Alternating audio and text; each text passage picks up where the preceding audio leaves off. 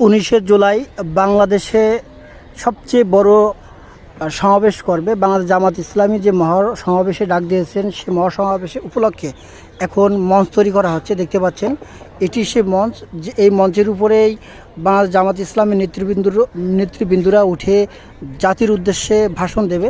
আপনারা সে মঞ্চটি দেখতে পাচ্ছেন। এখন আগামী কালকের মধ্যে আমাদের পুরো মাঠ প্রস্তুত হয়ে যাবে পরের দিনের প্রোগ্রামের জন্য ইনশাআল্লাহ।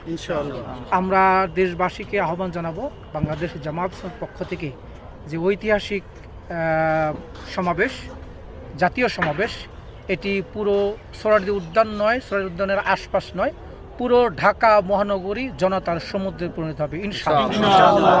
এবং জামাত ইসলামের পক্ষ থেকে যে মৌলিক দাবিগুলো পেশ করা হয়েছে, এর ভিত্তিতে আমাদের সম্মানিত আমিরে জামাত ডাক্তার শফিকুর রহমান, যিনি আগামীর একটি মানবিক বাংলাদেশ বিনির্মাণের জন্য নিরন্তর প্রচেষ্টা চালিয়ে যাচ্ছেন, তিনি এখানে এই 7 দফার ভিত্তিতে জাতির উদ্দেশ্যে বক্তব্য দিবেন।